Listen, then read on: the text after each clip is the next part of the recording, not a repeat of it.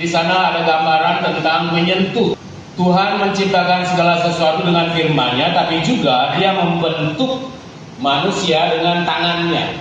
Penggambarannya Tuhan menggunakan tangan, menyentuh. Dia membuat sesuatu dari sentuhan tangannya. Ungkapan Tuhan menyentuh bumi, tanah, semur, lalu menggambarkan kekuasaannya yang tertinggi atas ciptaan. Lalu dibandingkan dengan sebaliknya, berhala ini juga digambarkan seperti sosok yang punya tangan, punya kepala, tapi tidak bisa merasakan, tidak bisa menyentuh. Patung itu bisa kita lihat dia punya tangan, tapi dia tidak bisa menyentuh. Sebaliknya, siapapun yang menyentuh umat Allah menyentuh biji matanya dan akan dihukum sendiri dari Zakaria. Karena apa? Orang-orang yang berkaitan dengan Tuhan, dia tidak bisa disentuh oleh orang lain. Sentuhan Allah ini membawa manusia kepada Tuhan. Allah menyentuh Paulus. Akhirnya Paulus kapok, tobat. Dan selalu menjadi bahan refleksi, perlukah kita disentuh oleh Tuhan supaya kita tobat? Karena hasilnya di sana ada ekses, ada dampak sampingnya. Contohnya Paulus 3 hari dia. Perlukah kita sampai ke sana dulu supaya Allah menyentuh kita? Menyentuh kita untuk sampai pada Allah membalikkan manusia kepadanya. Tobat.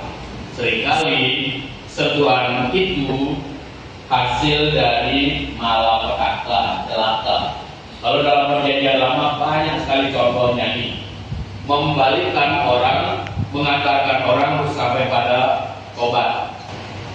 Sentuhan Allah itu menyucikan mereka dari dosa dan menyampaikan kebenaran ilahi melalui mereka dalam Yeremia.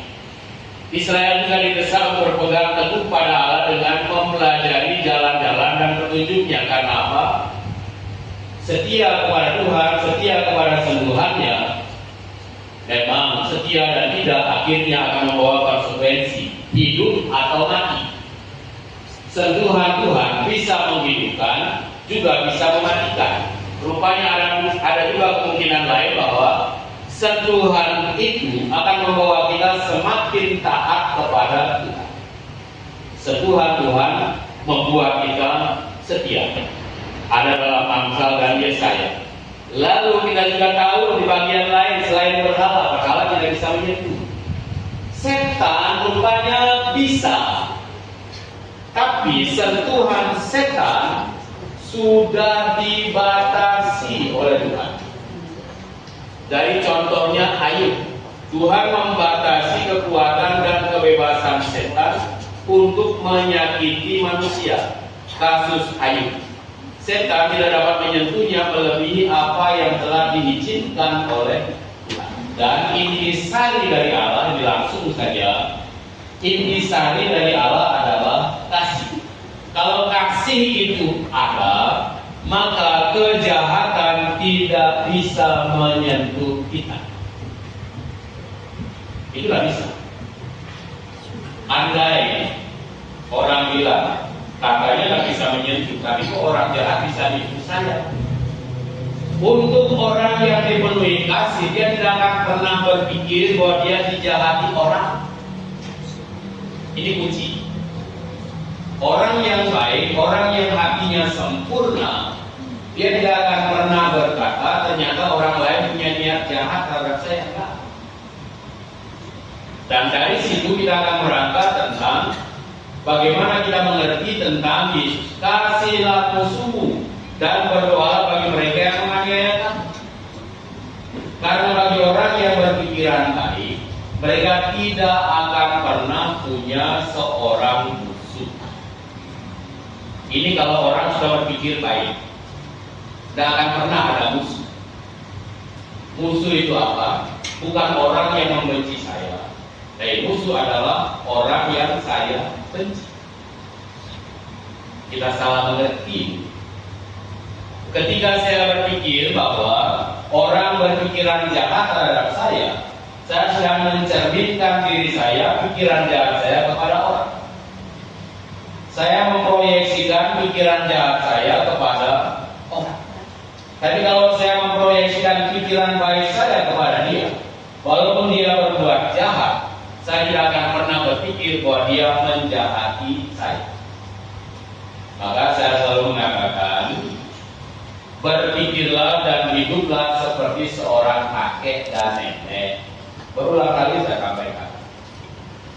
Jadilah seorang kakek dan nenek untuk seorang cucu. Senakal-nakalnya cucu, kakek dan nenek yang baik tak akan makan. Keempat, membuang air sucian yang sebenarnya tidak boleh menyentuh orang lain. Dia tidak boleh keluar. Makanya kalau di gereja kuno ada yang namanya ante sakrum, post sakrum. Ante sakrum artinya seperti wastafel di depan. Siapapun boleh cuci tangan di situ. Tapi post sakrum itu hanya wastafel khusus untuk cuci alat-alat yang ada di dalam gereja. Purifikatorium, korporal dan sebagainya yang ada di atas ini dicuci dan airnya masuk ke sini. Dia tidak akan keluar. Ini karena apa? Ada dampak dan ada efek. Itulah sebabnya di Floresan, nah kalau frater pulang ke rumah, air cucian jubahnya ini jadi rebutan seperti Ponari. Masih ingat Ponari? Seperti Ponari dulu. Air cucian jubah itu direbut oleh orang. Sementara kita yang modern tak lagi pikir, air cucian apa? Bodoh sekali. Tapi orang-orang yang berpikiran beda masih melihat itu. Kalau perlengkapan suci tabernakel kecuali Harun anak-anaknya itu tidak boleh disentuh. Makanya tidak semua orang boleh sampai di sana. Buka tabernakel, tidak semua. Hanya orang-orang tertentu. Lalu ada orang yang mungkin berpikir, benar nanti saya mati ya kalau saya sentuh. Supaya saya mati di gereja saya sentuh aja sekalian. Penyakit dan kematian juga mengenai takaran ciptaan. Yesus berjalan di atas air. Air tidak bisa menenggelamkan dia. Kita lihat dalam Markus, dan 2 kali melipat gandakan makanan yang cukup dengan tangannya dari jatah yang sedikit untuk memberi makan ribuan orang. Mengenai penyembuhan fisik, Yesus menyentuh orang dari berbagai penyakit dan mengembalikan kehidupan kepada orang mati dengan sentuhannya. Dalam bahasa Yunani ada beberapa di sana istilah yang dipakai dalam kaitan dengan sentuhan ini. Menyentuh, mengambil dengan tangan itu juga menyentuh, meletakkan tangan di atas yang tadi dalam perjanjian lama, meletakkan tangan di atas itu artinya mengutuk. Sedangkan dalam perjanjian baru ini beda, meletakkan tangan di atas ini tentang pencurahan Roh Kudus. Nanti silakan baca sendiri. Ketika Yesus menyembuhkan orang, dia menggunakan tangan, menyentuh atau bersentuhan, berrelasi, berinteraksi dengan orang. Seorang pria yang menderita kusta disentuh, sebenarnya tidak boleh disentuh. Tapi Yesus menyentuhnya, efeknya dan dampaknya adalah sembuh. Ibu mertua Simon yang demam, dipegangnya lalu sembuh. Lalu banyak orang sakit juga sama. Bahkan dalam konteks yang lain, bayangan Yesus, bayangan Petrus, Paulus, ini juga bisa menyentuh orang. Itu bisa menyembuhkan bayangan. Bayangkan saja, bayangannya saja bisa menyembuhkan orang. Lalu banyak orang sakit. Dua anak yang meninggal itu ada dalam Markus, Lukas. Yesus menyentuhnya. Orang buta. Lalu ada juga bisu tuli. Seorang anak laki-laki yang dirasuki roh jahat, seorang wanita lumpuh, seorang hamba yang telinganya putus. Siapa telinganya putus? Malkus. Telinganya putus, dipegang juga oleh Yesus lalu sembuh. Banyak juga yang disembuhkan dengan menyentuh oleh Yesus dan juga dengan menyentuh pakaian Yesus. Melalui nama Yesus, ini sekarang kita berubah. Melalui nama Yesus, gereja mula-mula mengkomunikasikan kuasa penyembuhan ajaib. Dengan cara apa? Sentuhan. Sentuhan dalam perjanjian baru ini sentuhan menyembuhkan. sentuhan yang menyembuhkan. Lalu dalam perjanjian baru, dalam konteks gereja muda, Yesus yang bangkit, para murid menyentuh Yesus, ini menjadi jawaban atas keraguan mereka. Sentuh Yesus. Ini sekarang kita berbelok. Sebelumnya Tuhan yang menyentuh, sekarang kita manusia yang menyentuh. Keraguan para murid bahwa Yesus telah bangkit. Keraguan Yesus, keraguan para murid. Keraguan para murid bahwa Yesus telah bangkit dari kematian dan menambahkannya kepada mereka, kemudian memunculkan pembelaan Kristen awal mengenai historisitas kebangkitan tubuh Yesus dengan cara itu meyakinkan mereka, dan juga para rasul yang lain mengatakan bahwa kami ini saksi, kami lihat, dan bukan hanya lihat, kami sentuh Dia yang hidup ini. Dan itu menjadi kesaksian nyata bahwa Yesus yang bangkit hidup, dan hidupnya itu bisa disentuh. Sehingga para murid meyakinkan orang pada zaman itu bahwa Yesus yang bangkit bukan hanya hantu, tapi tubuh yang bisa disentuh. Tapi tubuh yang disentuh ini bisa mustahil. Ketika Yesus meminta kepada Thomas, masukkan jarimu. Iya katanya. Saya saja lakukan. Sampai dia berkata, ya Tuhanku dan Allah. Dan seperti para rasul yang lain berkata, kami sudah menyentuhnya. Ada dalam surat Rasul Paulus, ada di bawah. Kami sudah menyentuh Dia yang bukan hanya kami lihat, tapi kami sudah menyentuh Yesus yang bangkit. Itu dalam perjanjian baru. Ini menjadi tanda nyata, kesaksian nyata, bukti nyata, keterangan nyata bahwa kesaksian mereka bukan bohong. Bahwa Yesus memang sungguh-sungguh bangkit. Ini kontak fisik dengan Yesus yang bangkit tidak diragukan lagi, karena kami sentuh Dia. Kami sudah sentuh Dia. Itu ada dalam 1 Yohanes 1 ayat 1. Kami sudah sentuh. Lalu sentuhan-sentuhan Yesus yang terpengaruh oleh dosa kita dalam menebus umat manusia dari dosa dan kematian rohani. Yesus menanggung dosa manusia di dalam tubuhnya, sehingga membawa konsekuensi mematikan dosa itu kepada dirinya sendiri. Ia memikul kelemahan kita dan menanggung kesengsaraan kita. Ia ditikam karena pelanggaran kita dan seterusnya. Dari sini kita akan tahu, kita akan sadar bagaimana prosesnya Yesus bisa mengampuni dosaku. Bagaimana Yesus bisa memurnikan diri. Perjanjian lama sentuhan Tuhan itu menyembuhkan dan mematikan. Perjanjian baru sentuhan Yesus itu menyembuhkan. Ada dalam Injil. Pemulihan hati dan batin. Sentuhan Tuhan tidak hanya fisik tapi juga menjangkau hati yang terdalam, memberikan damai serta menyembuhkan hubungan yang rusak, termasuk juga ini luka batin. Maka Pak kali lalu pernah bilang juga, jangan-jangan kita di kelompok Rai Mandala itu orang bermasalah semua, orang-orang yang luka semua. Harus diakui, jawab ya. Akui ya, tapi saya mau sembuh. Kalau ini yang terjadi, kita lanjut. Lalu sentuhan itu adalah tanda kuasa dan kedaulatan. Sentuhan dari Allah membangkitkan semangat hidup, memberi kekuatan, meneguhkan iman untuk bertahan dalam berbagai kondisi. Lalu sentuhan itu juga berkaitan dengan pengalaman pribadi. Sentuhan Allah dapat dirasakan dalam kehidupan sehari-hari melalui perenungan firman Tuhan, doa, pengalaman rohani, lalu membuat manusia merasa dikenal dan dikasihi olehnya.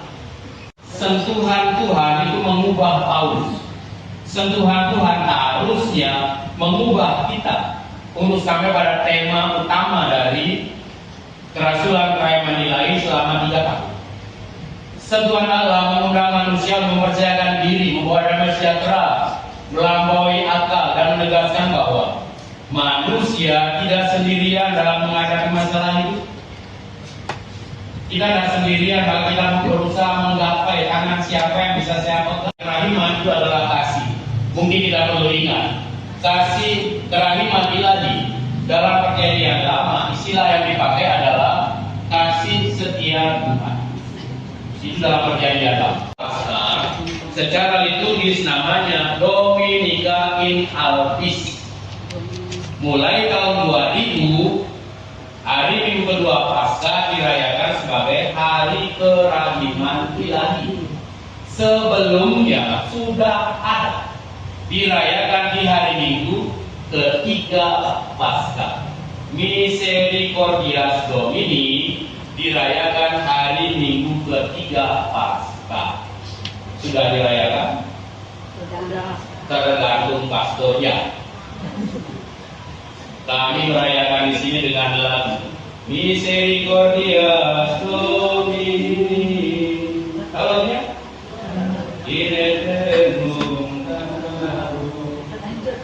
Lagunya itu lagu yang muncul di Minggu Paskah ketiga. Kerahiman ilahi hendak menyanyikan selamanya. Itu sudah ada sebelum Faustina ada. Jadi kemudian dirayakan lebih lagi karena berkaitan dengan Jumat Agung. Jumat Agung menjadi awal perayaan di hari Minggu Paskah kedua, yang kita kenal dengan Hari Raya Kerahiman Ilahi yang aslinya bernama Dominika in Albis, hari Minggu Putih. Itu hari Minggu Paskah kedua, hari Minggu Kerahiman.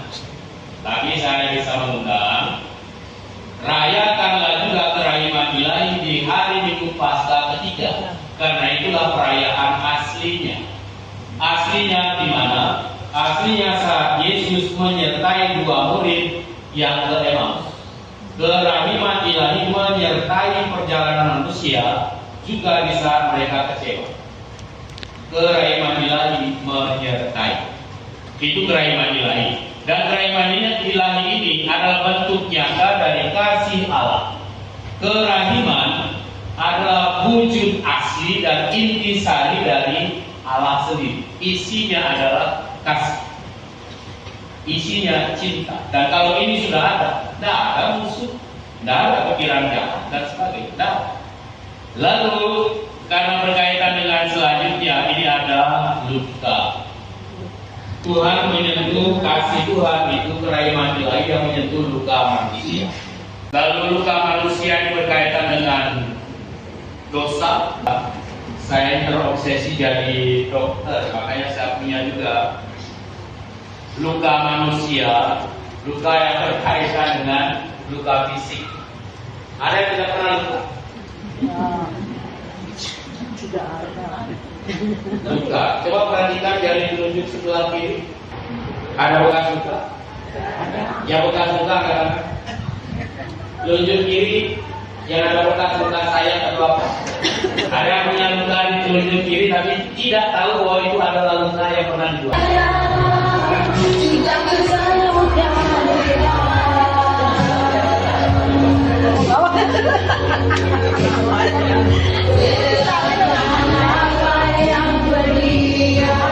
Dan pasti kembali dari yang kau sadari.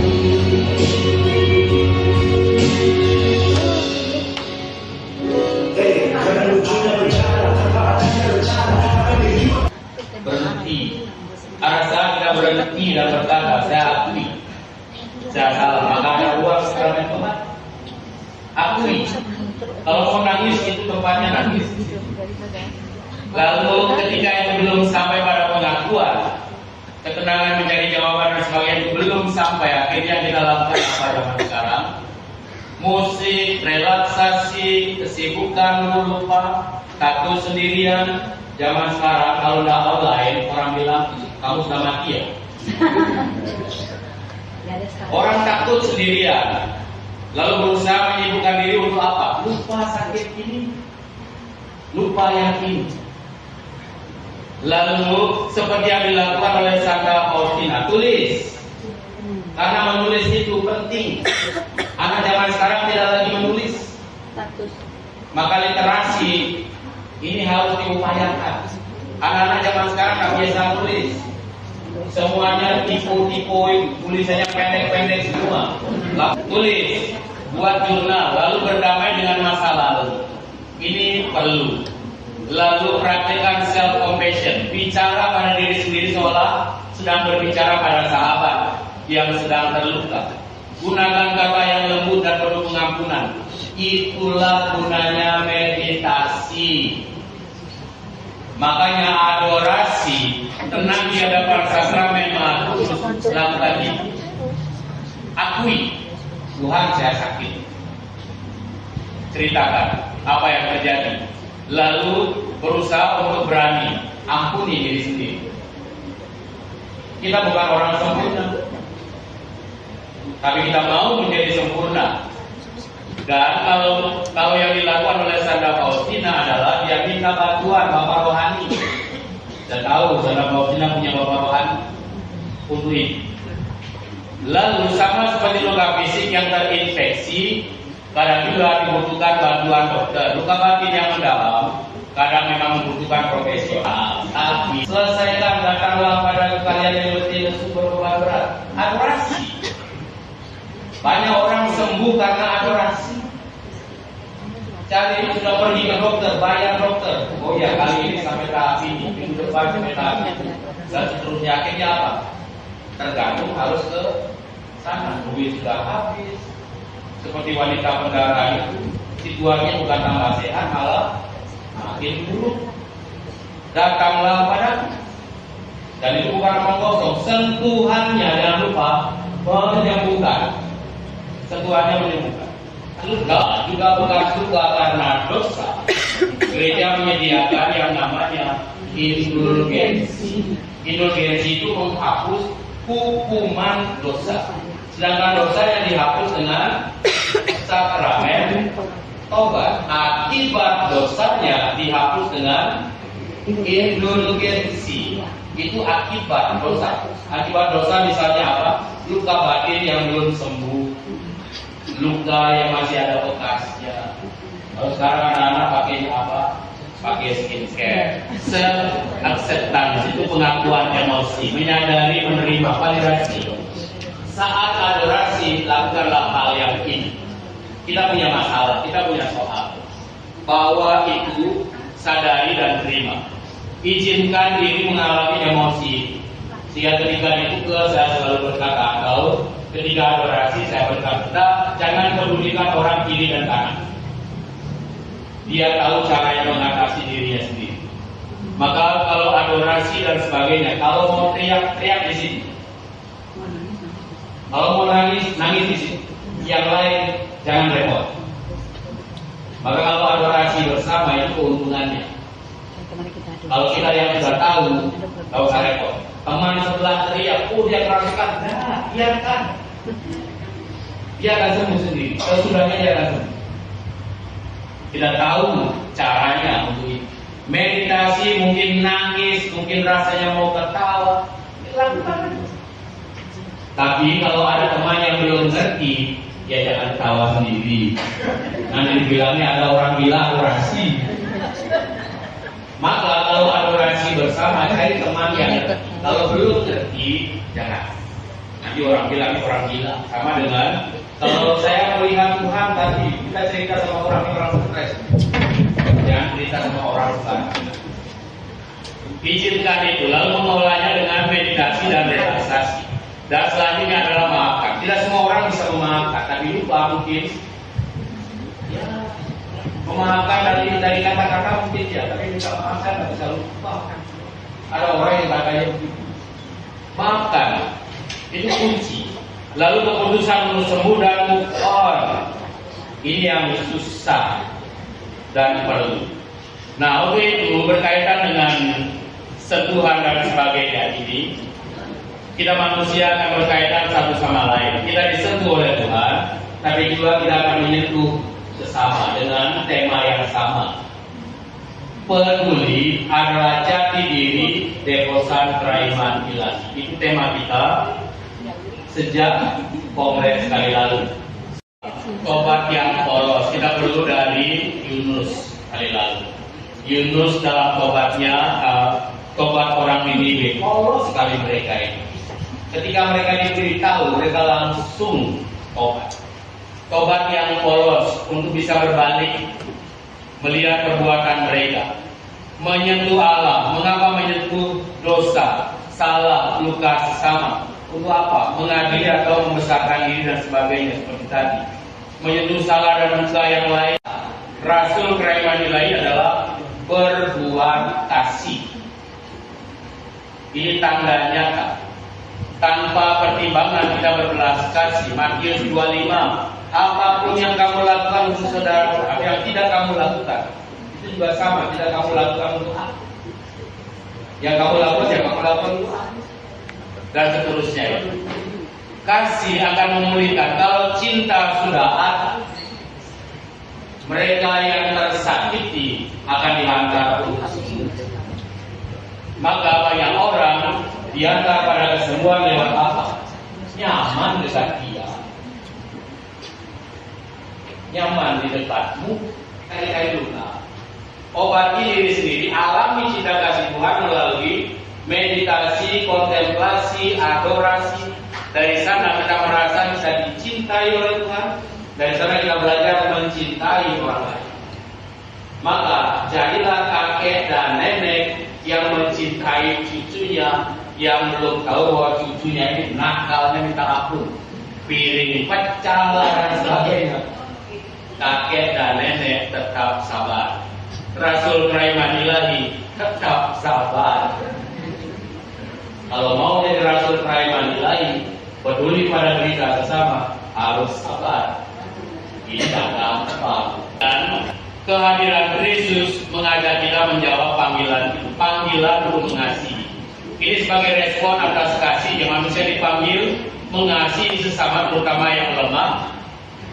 Kita di pasar, musra, kita diajak melihat itu para pengembara. Para pengembara ada di mana-mana. Manusia dipanggil mengasihi sesama, terutama yang lemah dan tidak berdaya, sebagai bukti kasih Allah yang nyata dalam kehidupan sehari-hari. Lalu kita dipanggil banyak melakukan kasih. Marsnya tadi lagu 3 hal tadi sudah disampaikan oleh Pak Paulus. Karya kasih itu wujud dari kerahiman ilahi. Kita perlu melakukannya karena menyadari telah banyak mengalami kasih Allah. Orang yang banyak mengalami kasih adalah mereka yang sudah menyadari bahwa mereka dikasihi oleh Allah. Ini tentu akan menjadi sangat berbeda. Lalu kita diajak untuk menyentuh Allah sesuai dengan identitasnya. Identitas Allah adalah kasih. Maka kita diajak untuk menyentuh Allah dengan kasih. Diterjemahkan dengan satu hal ini. Hasil Kongres Merauke. Kita sekalian tambahan berkaitan dengan para Rasul Keraiman Ilahi, biasanya matanya sudah mulai agak terbuka apa untuk melihat sesuatu. Karena apa? Devosi, lalu adorasi, kontemplasi ini membawa kita kepada kepekaan pada sentuhan roh, sentuhan rohani. Tapi kita diajak untuk cobalah hati-hati. Berkaitan dengan itu saya diminta oleh Bapak untuk menjaga para deposan Keraiman Ilahi supaya tetap ada di jalan yang sama, di jalan yang benar. Apa yang penting? Ini kita perlu perhatikan. Untuk para deposan kerasulan Keraiman Ilahi, kadang mulai muncul tanda-tanda ini. Kemampuan melihat arwah, lalu intuisi sudah mulai berkembang. Merasa bahwa rasanya kalau saya pergi keluar sekarang, sepertinya ada celaka di luar sana. Pernah alami itu? Sepertinya hari ini mau hujan. Sepertinya tangan saya gagal mau dapat.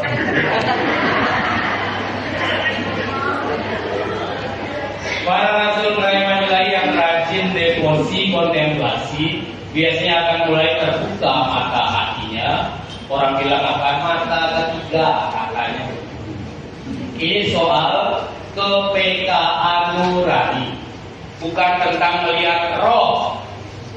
Tapi itu bisa saja terjadi, tapi hati-hati. Maka saya selalu mengingatkan ini tentang melihat arwah, kemampuan melihat arwah.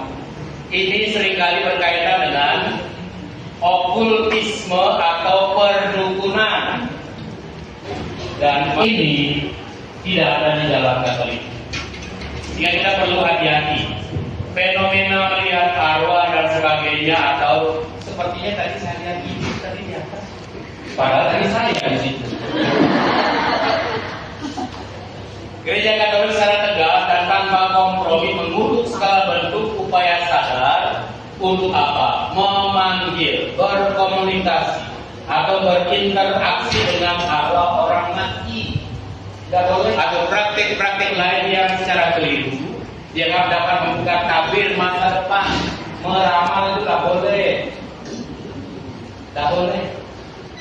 Dalam gereja Katolik itu tidak ada. Kemampuan melihat arwah ini didapat dari latihan atau warisan leluhur, pembukaan mata batin atau pendamping, kodam dan sebagainya. Itu pelanggaran hukum pertama. Tidak boleh. Makanya lalu, namun gereja juga mengakui bahwa Allah atas inisiatifnya sendiri secara absolut terkadang memang mengizinkan jiwa-jiwa atau manusia menambahkan diri untuk apa? Minta doa, bukan minta makan. Tidak ada roh-roh minta makan, tidak ada. Perbedaannya sangat ada. Manusia tidak boleh mencari yang namanya roh-roh. Panggil roh, lalu pergi di kuburan. Tolong, serius gereja menolak untuk ditegur, menolak untuk diingatkan, lalu membentuk aliran lain. Sudah bisa dipastikan itu bukan dari Roh Kudus, itu jilatan setan. Juga untuk kita para devosan Rema Julai yang belajar terbuka, kalau sudah mulai menyimpang, terutama adalah tentang ketaatan. Banyak yang merasa hebat di sana. Kalau sudah mulai dengan merasa hebat lalu merendahkan pastor nggak tahu apa-apa. Itu artinya apa? Orang ini bukan membawa Tuhan. Jelas, ini jelas. Dan ini untuk kita sekalian perhatikan baik-baik. Saya mau mengajar supaya sesuai dengan pesan Bapak Uskup, jaga mereka, ajari mereka doa. Hanya itu pesan Bapak Uskup. Ajari mereka doa, supaya tetap ada di jalur Katolik. Ketaatan penuh pada magisterium gereja. Buku harian Faustina pernah ditolak. Kenapa? Banyak hal yang tidak sesuai. Akhirnya diperbaiki terjemahannya. Katanya diperbaiki sesuai dengan aslinya. Tapi ada sekarang di buku harian Santa Faustina itu adalah ajaran sesuai dengan magisterium gereja. Itu sudah sesuai. Sedangkan ketika orang merasa bahwa mereka dikaruniai, merasa mampu, merasa bisa, dari devosi, dari adorasi, dari kontemplasi, yang muncul apa? Bukan kesombongan. Yang muncul adalah kerendahan hati. Saya mengatakannya seperti seorang kakek dan nenek. Kerendahan hati, dia tidak mencari panggung, tidak pamer kekuatan, apalagi pasang tarik, mencari keuntungan finansial, tidak ada. Orang-orang yang berlawanan dengan ini sudah bisa dipastikan mereka ada di jalur yang lain. Lalu tanda yang berikut adalah kesesuaian ajaran ortodoksi, ucapan dan cara berdoa yang tidak pernah menyimpang dari Alkitab, tradisi, katekismus, tidak menggunakan media-media gaib